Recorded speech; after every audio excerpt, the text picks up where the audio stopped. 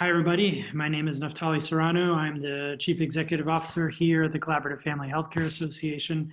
And this is Inside CFHA. And I'm with my partner in crime, Marta Saucedo. Marta, why don't you say hello to everybody? Hi, everyone. I'm the project manager of the technical assistant and strategic development at CFHA. Which means she does a lot of work. I throw at her. So, for Inside CFHA, what we do is we just try to give you a little bit of a behind the scenes look at what we're doing. You get a very behind the scenes look at what everybody's doing these days because you're seeing the inside of their homes usually on something like this, Zoom. Exactly. Actually, I'll give you a real inside CFHA. I just thought of this now. Some of you may follow our podcast know that I often work in my garoffice. That's where I am right now. So I'll just give you a quick tour of my garoffice here. I love it. You have my TV that I have in the background that I use for all sorts of different purposes, not wasting time. And my electric car charger, which is actually right there. And then a nice little glass door with my subway tiles to remind me that I come from New York. And the grill. Yeah, well, they're not real. They're just, I made them. That's what they are. And then my standing desk over here. And this is all hidden. It's still very much a garage. These curtains hide what is the junky part of the garage back here, where all my tools and things are. So there you go. There's the behind the scenes of how all this stuff happens at CFHA from a garoffice. That's great. So so let's talk a bit about what we've been working on. We've been working on a lot of stuff. Marta, what are some things that you've been working on? Well, we continue to work on our technical assistance projects with different agencies or community health centers, giving them support. We continue to give a lot of support right now with what's going all around with COVID-19.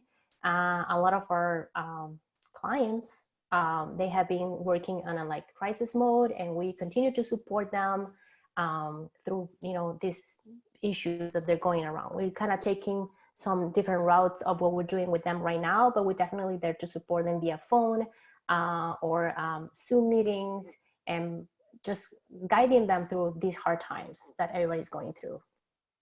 Yeah, an example that comes to mind is just a couple of weeks ago, we're talking with one of our health centers that was in the middle of hiring, right? If you remember, hiring a couple of new BHCs. And so we're helping them brainstorm. We're working on helping them do the onboarding materials for that work, and then figuring out sort of a timetable for that, given that they were planning on having them come in clinic. And then when all this blew up, then they're like, oh, we're gonna have to actually start them on a virtual basis. So so just tangible examples of how we've been supporting folks out there. Yeah, and also not just in our technical assistance, but also all our members. As some of you already know, we've been sharing some resources that members have been sharing with us as well.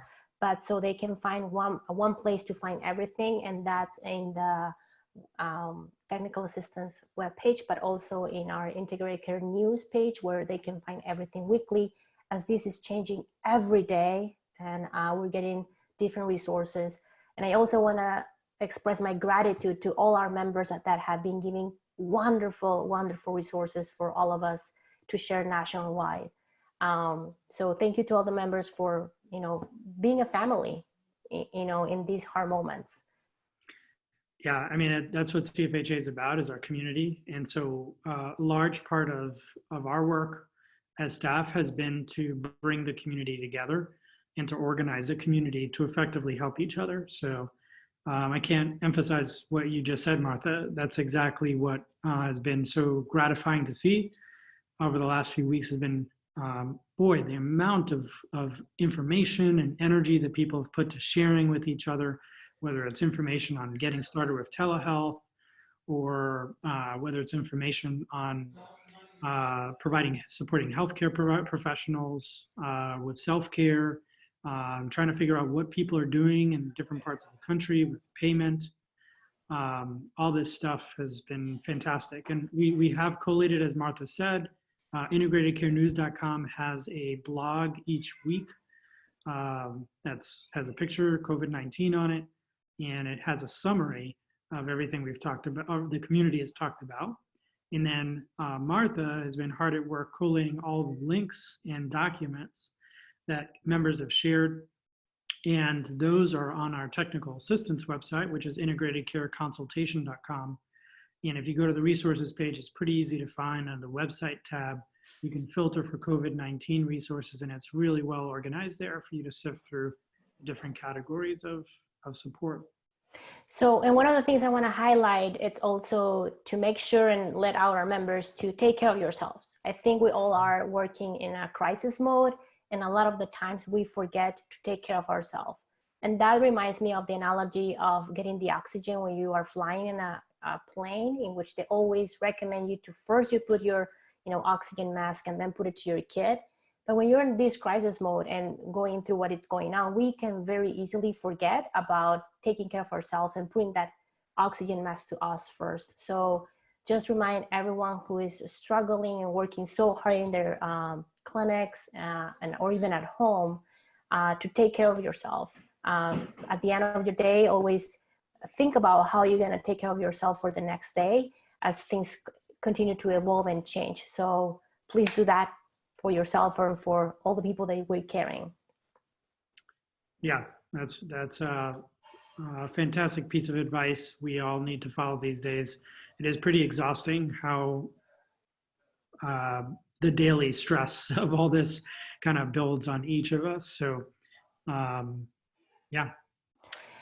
Luna, why don't you tell us a little bit about we have also been working on the ELOs and our conference. So I think members are curious to know what's going on, what we're going to do. Yeah, so life goes on, right? I mean, you kind of have to deal with all this stuff, but then you still have to do your regular work somehow in there. So as usual, this time of year, well, every time of year, we're always working on some conference, past, future, or present. So we are hard at work on both of our future conferences. And so we've got some great extended learning opportunities. If you remember extended learning opportunities, ELOs, we call them, are these long format learning sessions. So usually 2 to 4 hours. And we've got 3 that are right now, of others that we're choosing from right now. So one is a certificate program from the American Diabetes Association, where you can get a certificate for being a supportive mental health professional working with patients with diabetes. Excellent opportunity. We have a part 2 of our primary care behavioral health forum, community forum. So an opportunity to deepen your BHC skills. We're working on that. And then we also have a Jürgen Nutzer, who is really the lead person nationally related to the collaborative care model, is going to be presenting on advanced implementation of the collaborative care model, so beyond just the basics. So we're excited about that. Now, as we go through this whole pandemic, we're obviously very mindful of the reality that it's possible our conference won't be able to be held in person. There's all sorts of different scenarios around that. But in either case, it actually doesn't change our content planning very much. We're going to do something with the content that our members produce for the conference. The issue is whether we do it in person versus virtual. And so we're planning for both at the same time, actually. And some of that's pretty fun because we get to learn some new skills, get some new ideas that we may even implement even if we do have an in-person conference. But right now, our mentality is definitely, we're planning on an in-person conference. We're hoping for the best with that, but if not, we'll be ready for a virtual conference and have a good time doing that.